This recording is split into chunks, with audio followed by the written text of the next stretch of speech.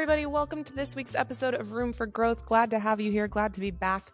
Today, we have a couple of awesome guests for you. We are bringing on two marketing leaders from OHLQ, which stands for Ohio Liquor.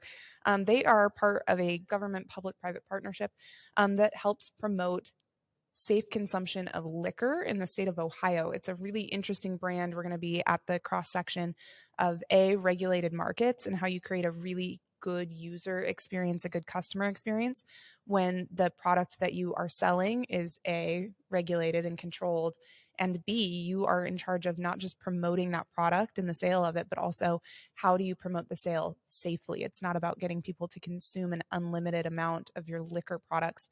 It's about getting them to enjoy those products safely, to understand where they come from, to understand where they can find them, etc.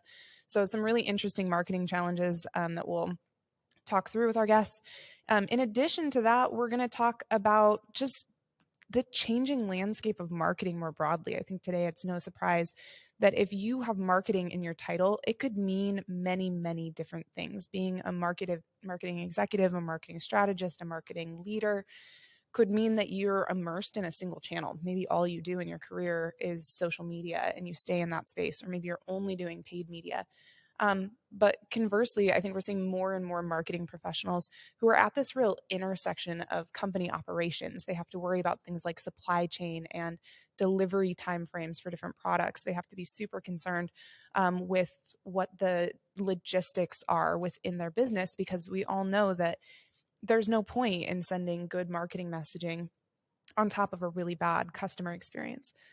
Amazon has, of course, really shifted and shaped the way that we think about what it means to have a good consumer experience, especially through digital channels. We expect to be informed about when our product will reach our house or where it'll be delivered to, where we can pick it up, how we can keep that process easy. We expect ongoing communication about what we can do as a follow-up step or the receipting process. All of these things have to really work hand in hand to create that proper user experience.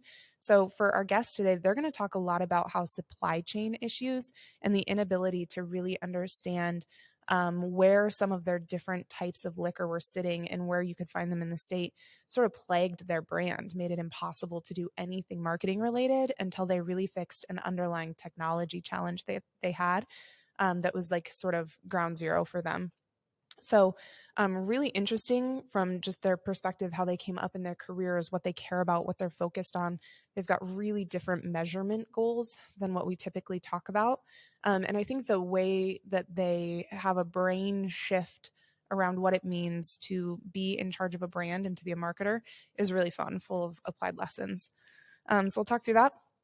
And then one thing that sparked for me when we were talking to Lorraine and Kristen is just this notion that sometimes marketers should be better about sending messages where the only purpose of that message is to provide some value in the content of it. So this week's challenge, I think this week's thought starter is for your brand, what could you be doing in terms of the content quality that you deliver or the use cases that you're focused on, to add some touch points where the purpose is not to get people to click through. It's not necessarily to drive a direct conversion, but it's to deliver a delight moment simply for the sake of delight. So for Ohio Liquor, a lot of the content that they provide that's working really well for their brand is recipes. They send out a full recipe just in the body of an email. For example, they tell you how to make a cocktail and a mocktail. You don't have to click through to their blog or to their website. You can just get that content right in the body of the email itself. It is this really delightful user experience. It's so refreshing, and it's such a paradigm break to even see a brand doing that, because we're all so used to getting a snippet or the title of a recipe. Then you have to click through to a blog. Then you have to scroll through 500 words of explainer text before you finally just arrive at the content that you want. I'm not saying this is always appropriate. There are, of course, times, and as marketers, we have been fully trained to get people to click on the ad, click on the social media post, click on the email, click through. That's how we measure success. And I'm not trying to say that's a terrible thing, but there is so much benefit to the messages that have a different tone to them. Again, we bring up this Delta example a lot, or this airline example. that just when an airline warns you that you should be at your gate because your flight's about to board or because your suitcase was put on a plane, it just has this moment where it like quiets the soul. You feel taken care of by that brand. You feel supported. I think there are so many moments that we're missing as marketers in this obsessed world of click-through rate, of conversion rate optimization, to just take a step back and think, not in everything that we do, but can I think of like 3 instances where I could create content where the value I was providing was just that content itself? So that's a challenge I'm puzzling over right now for our clients. It's something that I challenge our listeners to think through for your own brand as well. What might those moments be for your users? What are the opportunities there? But then otherwise, I'm super excited to get to our guests. They are awesome. They're super vibrant and fun. We had a blast in this interview. I think you're going to catch on to their energy, even if you can't see them on screen. So without further ado, we are going to introduce Lorraine Terry, Manager Director of OHLQ, and Kristen Castle, the Director of Brand and Marketing Strategy for OHLQ.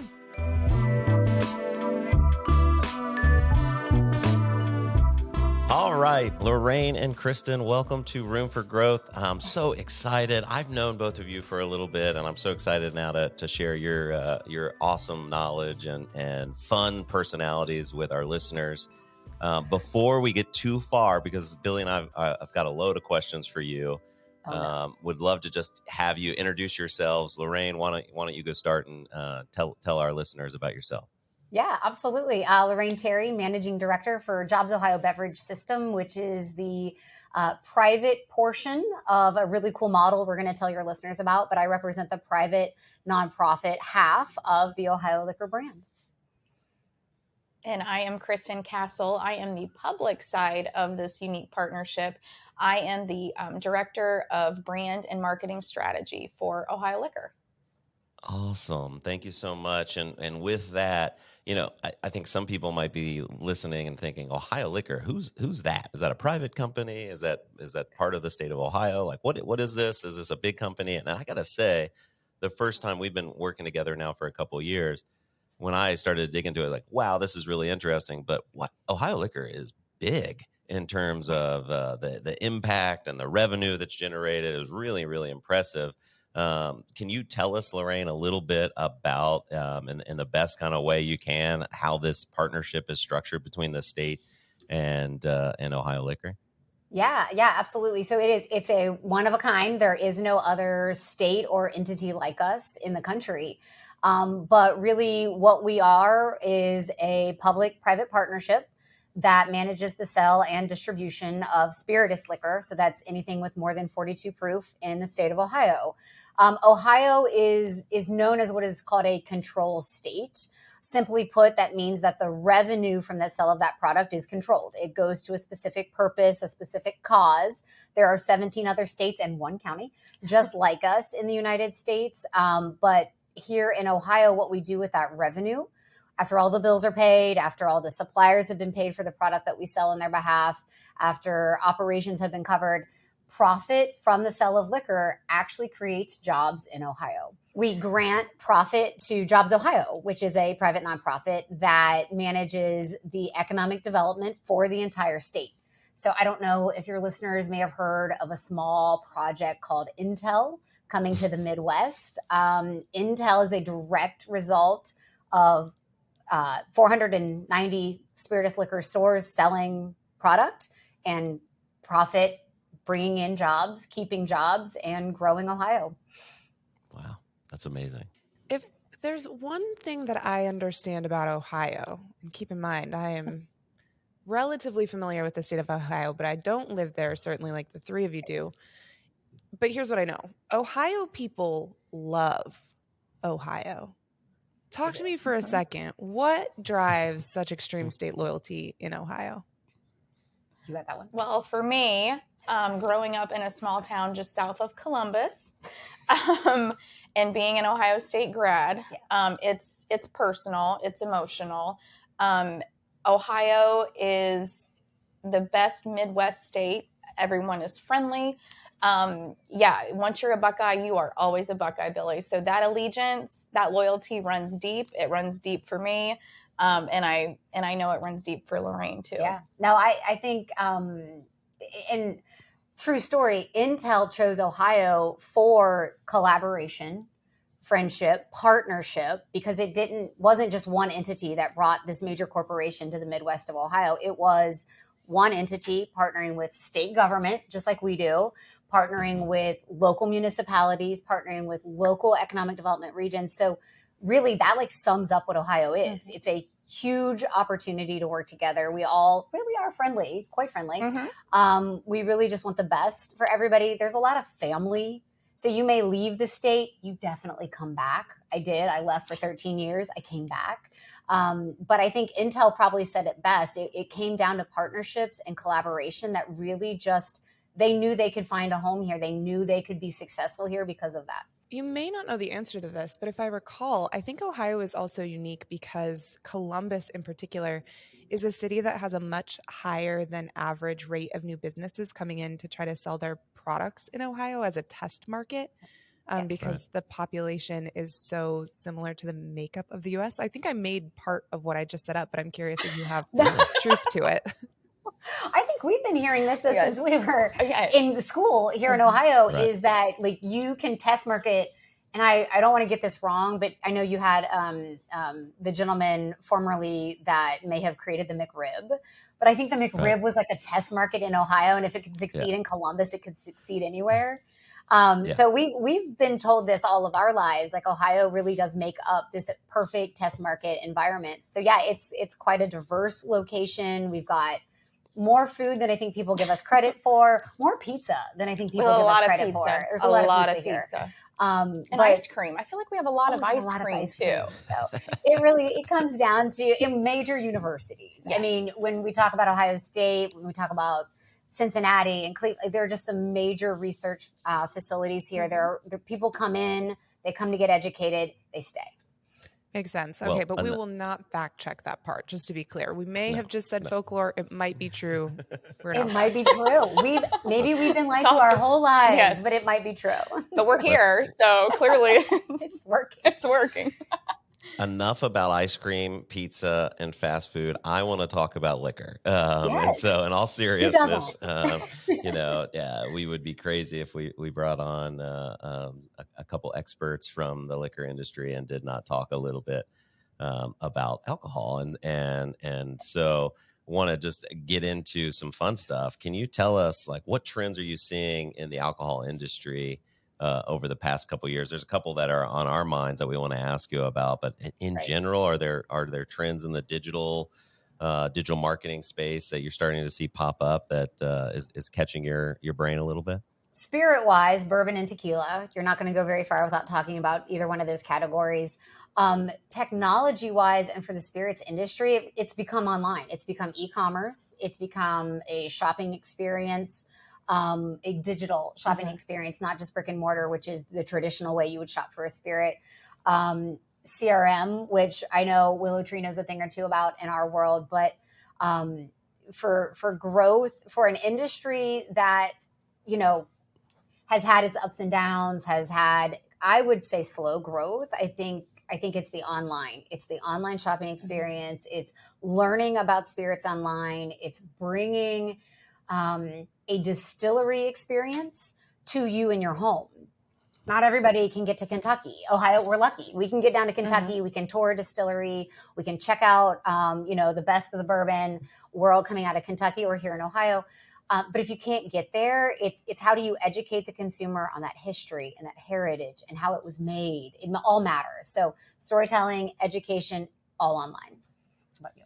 I would say too, our market with what we can bring into Ohio, creating a desirable marketplace for suppliers to bring their products in. So like Lorraine said, education, awareness, but availability and selection. And like Lorraine said, people love their bourbon. They love it a lot. They get very upset when they can't find their favorite, but we try to encourage that consumer exploration. Look to the left, look to the right of the shelves, because we bring in some really, really great products for folks to enjoy, and telling them about them is part of that success.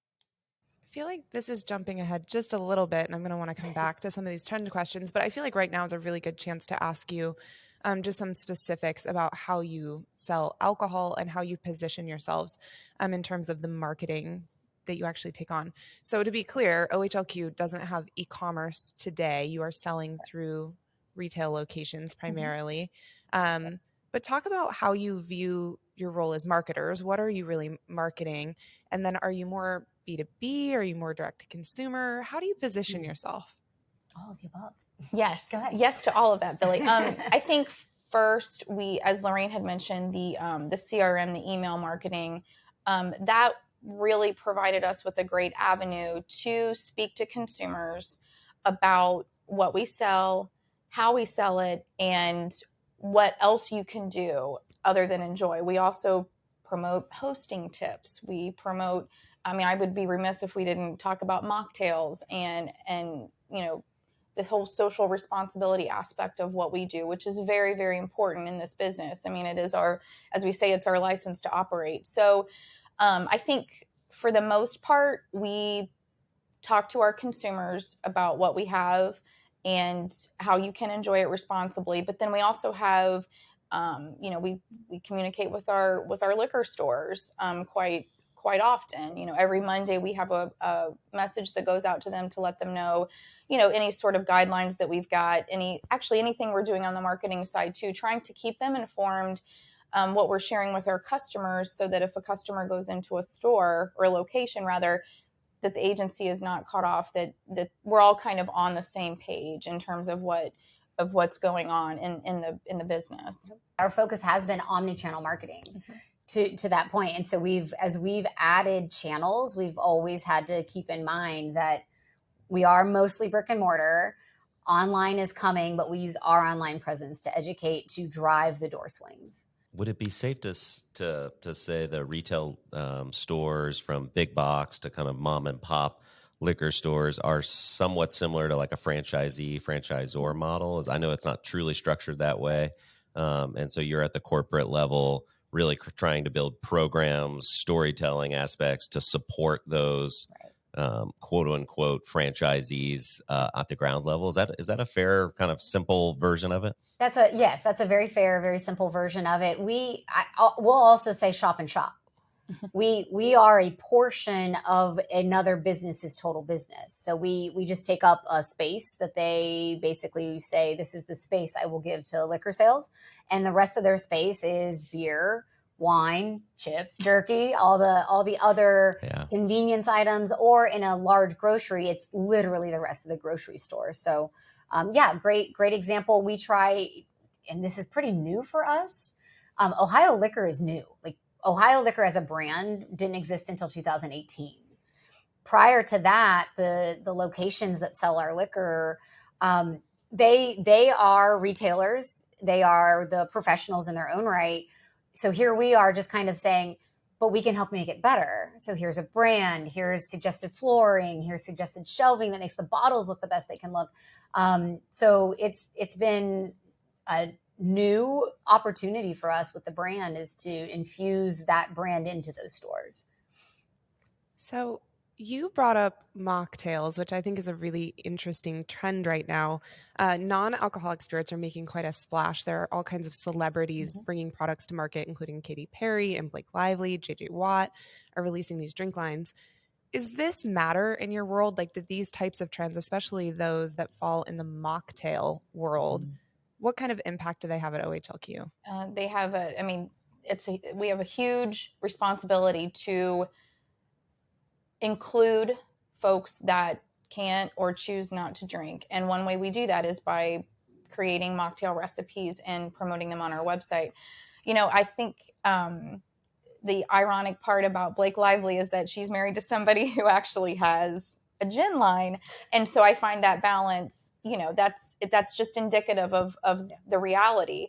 So I think mocktails, yes, that's one avenue. In addition to mocktails, we also promote ways you can cook with high spirits, high proof spirits. So, there's more than one way you can communicate to folks that choose not to or cannot drink. And I think inclusion is a very big part of what we do. Just making sure everybody feels like they can enjoy social settings, even if they choose to or can't drink.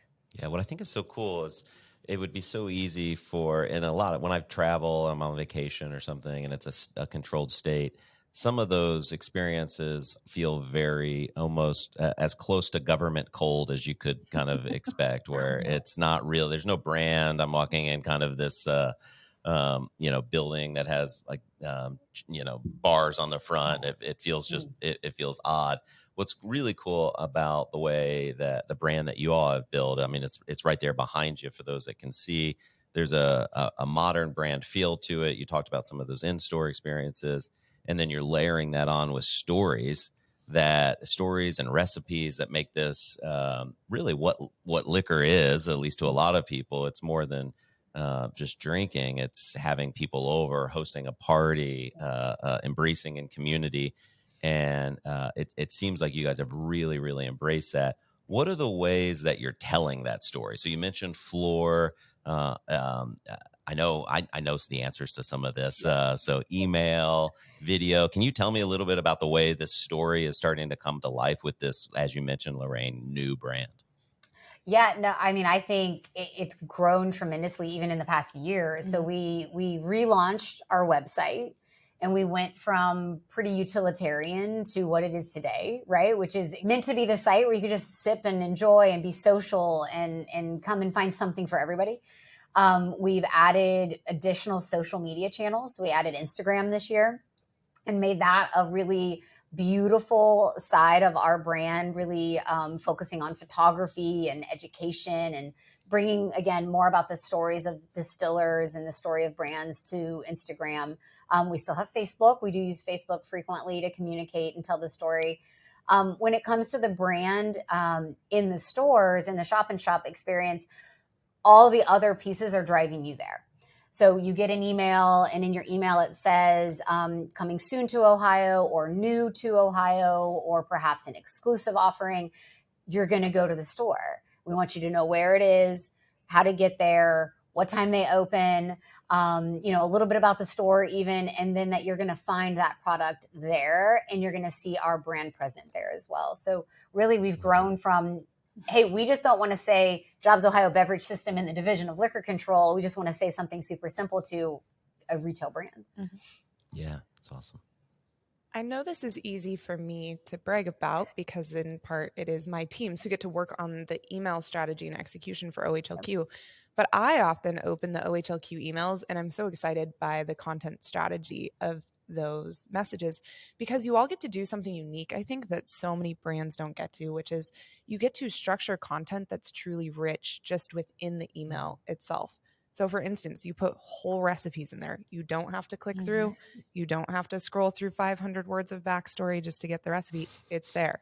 Or you recently just did emails where you had links to Spotify playlists that had like an evening time sort of playlist that you could listen to enjoy a barbecue, or a daytime playlist for sort of your daytime event. Like really fun, rich content where the point of it is not to click through. It's not to necessarily drive a conversion. Of course, they're all like optimized to that. But I take a lot of lessons from the OHLQ emails just to remember how often as marketers can we be pushing ourselves to put richer content just within the body of what we're sending, and how much value does that have in it in terms of brand sentiment. What are you all liking about your email strategy? How are you feeling about it? What's working well? What's resonating? So I love our email team. I think it has, when Lorraine told me that we were going to be, this is something we were looking into as a brand, I thought this is fantastic. I mean, what better way to reach people than email, but it also gives them the option of what they want to receive. So that's, so not only is the content, Billie, like you said, beautiful and rich, but it's toned appropriately. The frequency is right. And the audience that we are targeting, I think people, me personally, I don't want to ever feel like I'm getting spammed. And that was definitely from the onset something we wanted those emails to be thoughtful, and we wanted them to be purposeful. And by giving folks an option, if you just want recipes and lifestyle content, then that's all we'll send you. If you just want to know about bottle lotteries and exclusives and new products, then the whiskey bulletin's for you. So not only is the content beautiful and wonderful, but it's the tone and the frequency and just knowing your audience and knowing what they want. Yeah, that's true. I forget that you all did something that oftentimes brands wait on and y'all did first, which is how do we put preference back to our consumers? How do we give them choice in what we send them? I think oftentimes brands overthink personalization because personalization is hard and they tend to base it on behaviors and actions, which is a great way to personalize, don't get me wrong. But it's just as easy to ask people what they want to receive and then just honor that choice. And y'all did that first. I would add that the partnership we have drove that decision, Billie, because intentional transparency is like the reason government exists, right?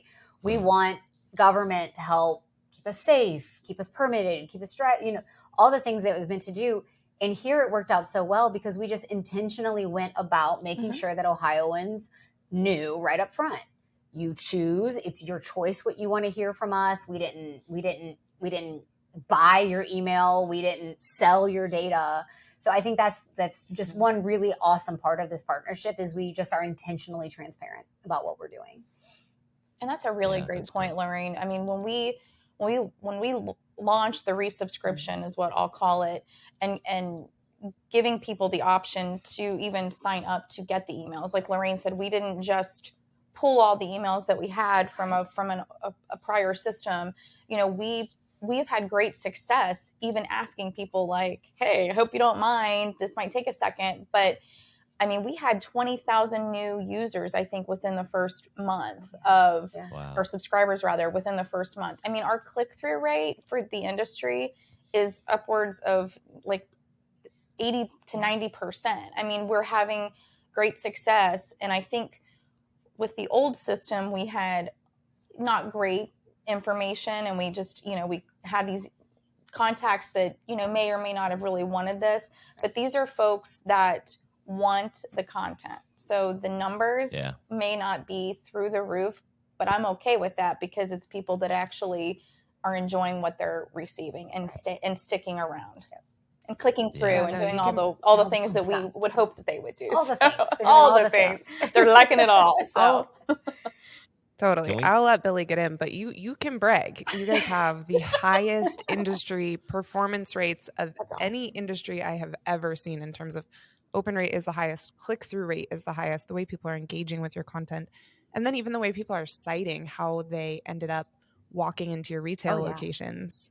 Email is having a really clear influence. Like I think we learned that, do you remember the stat off the top of your head when you were surveying how many people said they showed up in a retail location because of the email in particular? No, I don't remember that. We've got stories. I mean, I don't have the hard facts on that, but one great example is we did a bottle signing with a distiller, actually the grandson of two legendary distillers. And people in the store were from Chicago, Pennsylvania. And the question was, how did you get here? How did you find out about this? Two answers, right? One, email. They flat out said either I was forwarded or I'm already following. And two, we can't get this product here. We can't get this where we came from. So anecdotal, hard facts, I mean, I don't recall, but anecdotally, it's got some reach. That's a good transition to a question I wanted to jump in, which is just like brand obsession, brand love, kind of, we hear like brand cults, those kinds of things. An app that I've talked a lot about, I love talking about it, is the Nike sneakers app, where people are just flocking to get this unique pair of Jordans. Or, one of our other clients, White Castle, opens up a location, their first location on the West Coast, and people wait in line for 3 days or something just crazy. That's hard to imagine. You all have that a lot with, I know bourbon is a big piece, but exclusive kind of bottles that are hard to get access to.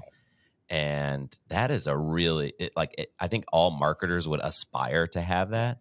But come on, it's hard to keep customer satisfaction and deliver things in a really great way. So can you talk to me a little bit about, you've kind of reached this place where you have these customers that are traveling really far and they're starting Reddit, subreddit stuff on Reddit, and they're just passionate. how do you guys capture all that and deal with that? Because I know it's a hard job for a brand to manage. Yeah. I don't know. Well, and next question. Right, no, I'm just kidding. I'm totally kidding. I'm totally kidding. Let's talk about these. And it's bourbon enthusiasts. We'll call them enthusiasts. Great word. Yes. Let's not use words I'd like to use. Bourbon enthusiasts in Ohio. And we've seen the sentiment change, thankfully, right? Mm-hmm. So yes, we are a very fortunate model, a very fortunate control state. So I think number 4 across the nation in bourbon sales, and that's behind California, Florida, and Texas. So in comes Ohio, right? Like who saw that coming? Right. I think in total spirit sales, somewhere around number 2 in the nation, definitely number 2 in all 17 control states. So buying power, we offer brands a place to grow, not just sell because of our marketing capabilities. We are constantly communicating. And again, back to that intentional transparency. Mm-hmm. I don't want to sit on these bottles and a little bit of the nitty gritty, right? The bottles sitting in the locations that sell our liquor, they don't belong to that store. They still belong to the beverage system. They still belong on our book. So I don't want to sit on it. I want it sold. I want people to come find that product. So creating these opportunities to say, come to the store, come get it. It's here. Come buy it. That's intentional. Mm-hmm. I don't know how you want to talk about. Well, I was going to say too, it's a challenge because that's probably putting it kindly too, but we have a responsibility to sell products fair and equitable. So putting them in smart places, like Lorraine said, where they're not sitting, but also maintaining safety of that location for these enthusiasts. It's not a blessing and a curse, but it kind of is, because you want people that aren't always able to get to the store when it opens to purchase that product, which is why we have lotteries and why we do special drawings and offerings and things like that, just to give more folks a chance at that highly allocated bottle. And it's difficult sometimes, but I think since I've been here, seeing people in the sentiment has kind of changed a little bit, at least on social media. We will get kudos for how we do things in Ohio because we are in that unique position where we can. It doesn't mean it's easy, and fun all the time, but we certainly do try to give our consumers, an opportunity to enjoy their favorite product that they may otherwise not be able to. Yeah, and we talked to a lot of marketers on this podcast. We've had a couple of guests that a trend is in marketing. You got to try things. Not everything is going to go great. You're going to have mistakes, some failure, and it's all about learning from that and continuing to plow forward and improving that. And so, it's easy for Nike. Recently, last week, the Nike app was trending on Twitter, and if you clicked on the hashtag, it was just all trash about how people are so annoyed with the fact that the Nike app is rigged because they can't get the particular shoe. And we've heard that word a time or two. Yeah, we've heard it's rigged. Everything's rigged. Yeah. So I think that's the price, I guess, of having a really high end demand brand, and all you can do is try to deliver in your best way. Right. Yeah. Fair and equitable. That's the plan. Mm-hmm. Let's talk about that balance, though, because you all have to balance a lot when you think about how to market, what your marketing strategy is, what your brand strategy is. You have to consider safety and fun all at once of the products that you are promoting. You have to think about promoting sort of these favorite products or these exclusives versus lesser known products, lesser known because maybe they're being made by somebody in Ohio who hasn't really had a chance to have the same type of marketing budget of a big brand or the same sort of exclusive rights. You have to think about sharing the stories behind the products versus just helping them be easy to find in stores and letting people know where they can go to get the basics. How do you balance so many needs in your marketing strategy? I mean, I know we've talked a lot about fairness and transparency and safety being top pillars, but what are the tenets that you kind of hold dear to your brand and to the marketing strategy that you deploy? Oh gosh. Well, I mean, it's always fairness. It's always an eye towards, did everybody get a chance to participate? Did everybody get a chance to be included in something that we were doing? It's tough. It really is, because we've got over 400 suppliers of spirituous liquor.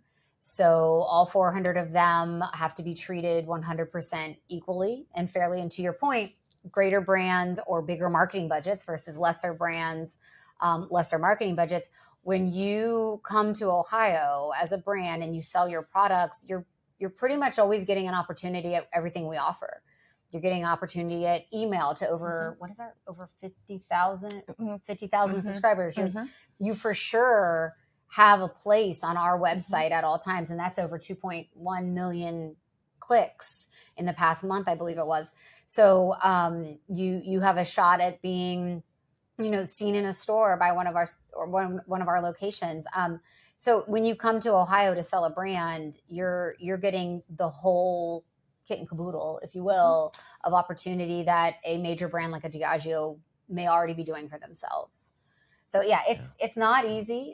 We balance a lot of personalities. We balance a lot of fairness, but fairness really is the right answer, Billie. It's at the top of everything we do. And how have you leveraged? Go ahead, Billie. Sorry, I was going to say, and fun. Don't forget, I think for a liquor brand.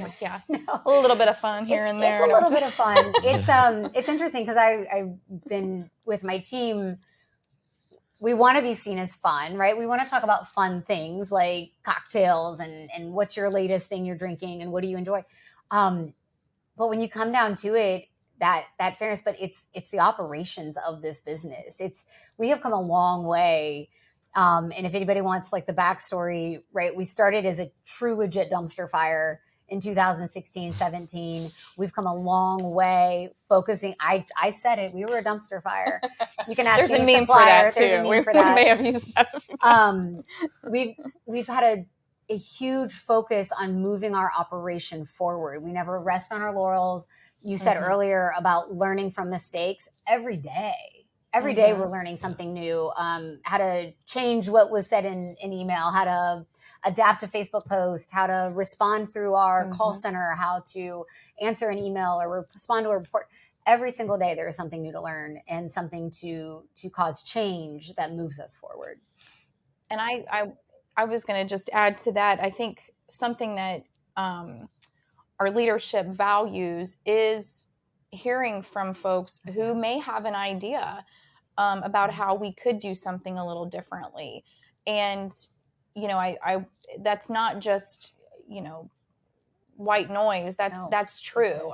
We do have a team that is receptive to hearing ideas, and we'll look at business operations to see if that makes sense, if there's an element of that we can incorporate. I mean, we are constantly thinking of new ways of doing things, because in this business, things change pretty quickly and we want to keep up. We are in fact a business, and we operate like one. And so hearing from folks who may have a suggestion, that email the LESC, that will get to me, and we'll look at it and try to see what we can do. Yeah. So that's something that I'm proud of personally and professionally, is that we just do things the way we do things because we've always done them that way. That is not us. That's not Ohio Liquor. And I know technology has been a big part of the growth, the expansion, and the challenges that have existed. Like a lot of every listener, I'm sure can point to. Yeah, we had that really complex platform challenge or whatever. So it's common. How has technology and the decisions you've made, particularly over the last couple of years, been a part of reaching Ohioans in a better, more effective way and being able to deliver this great experience that you're talking about? Can you talk about tech a little bit? Yeah, I'll start with the foundational tech, which is inventory management. Back to that dumpster fire, right? We couldn't track product very well. We couldn't pair suppliers very well. We didn't know what was coming into the warehouses at the time. We didn't know what was leaving the warehouses at the time. So our foundational technology shift happened in 2017 and put us on a platform where we it's funny. I mean, we know where every bottle is. We always say we know where most every bottle is. We know where every single bottle of high proof spirituous liquor is in the state. And so at the foundation, it was our inventory management that was the core to technology shifts. That shift then allowed for store growth, actually adding new stores. The first net new store in 2018 in over 20 years, I want to say. Net new, not just new, but net new. So really that foundational technology platform made the biggest change for here in Ohio. But if you want to talk about the marketing. Well, I was going to say too, trying to make these challenges more of opportunities, and seeing the website as something that we could use to hold these select store lotteries, if you will. That was a great example of hearing from somebody who, we have a highly allocated product. How can we get it into the hands of our consumers quicker, and have our stores help us do that?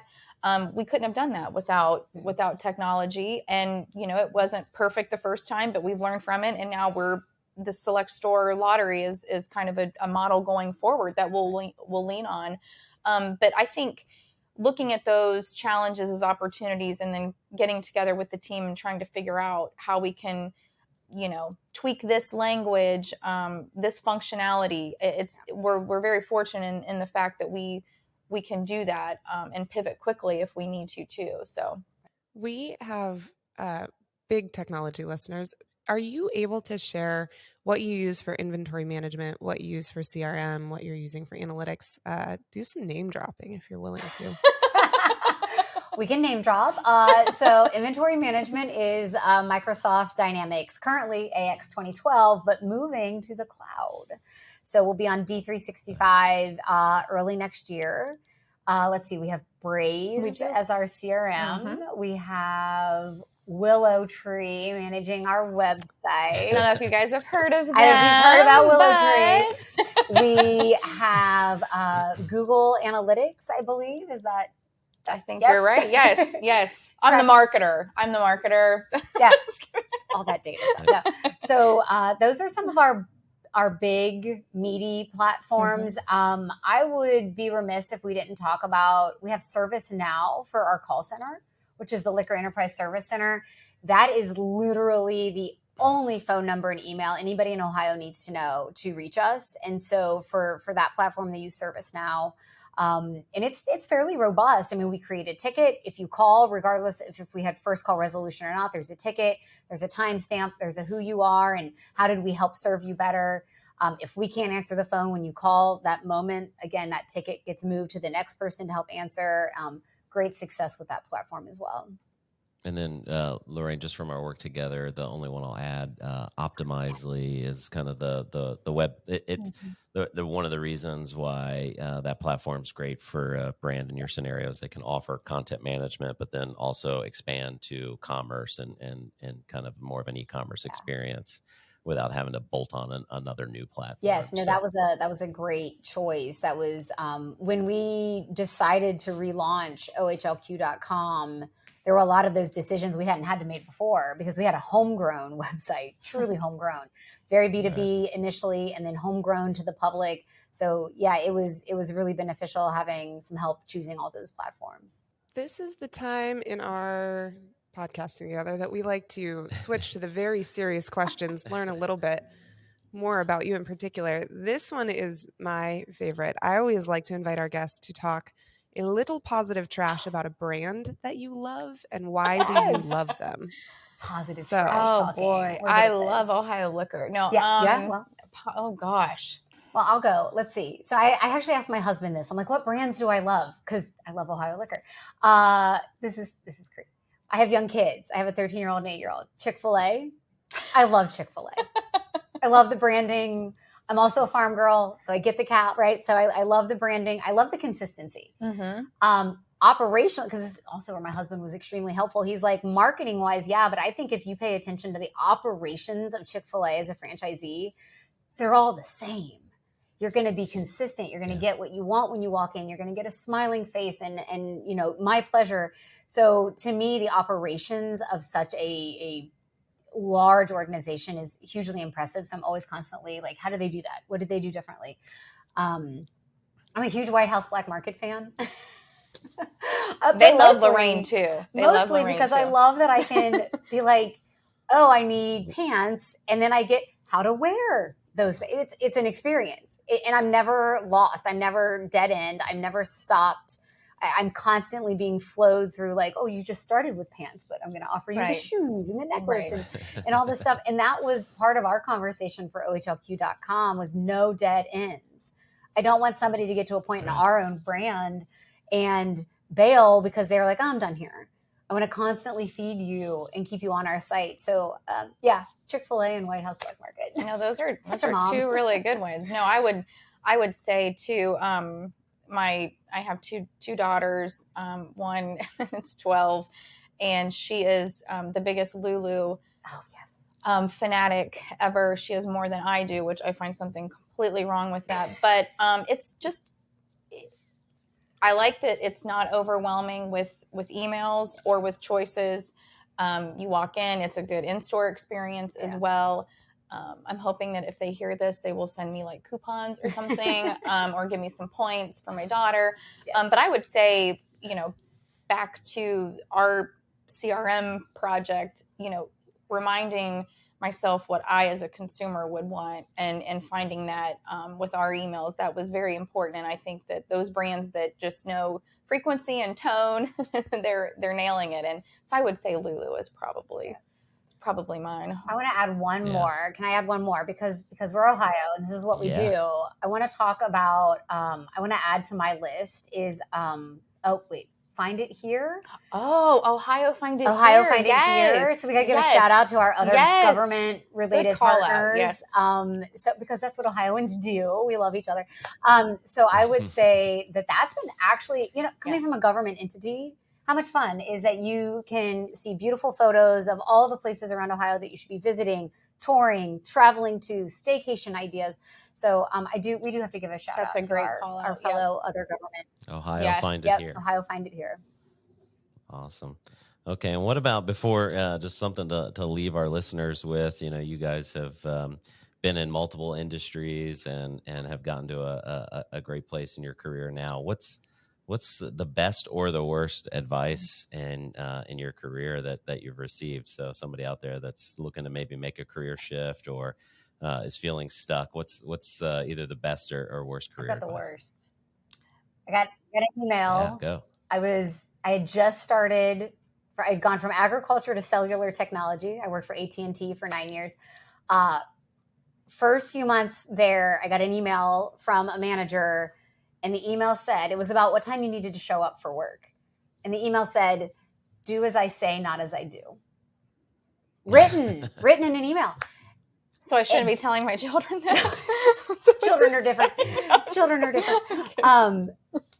It wasn't advice, right? It wasn't something that but it stuck because I would never expect something of anybody who I work with or who works for me to do more than I do, to do something different than I would do it. So, that one just, when I saw that question coming, that moment stuck out because then there was this whole consternation, this conversation about, well, wait a minute, you're not coming in until 10, but you expect us to be here at 8:30. And so again, I think I've gotten this far because it's again, back to fairness and family first. And I would never do less than I expect of my people. That's great.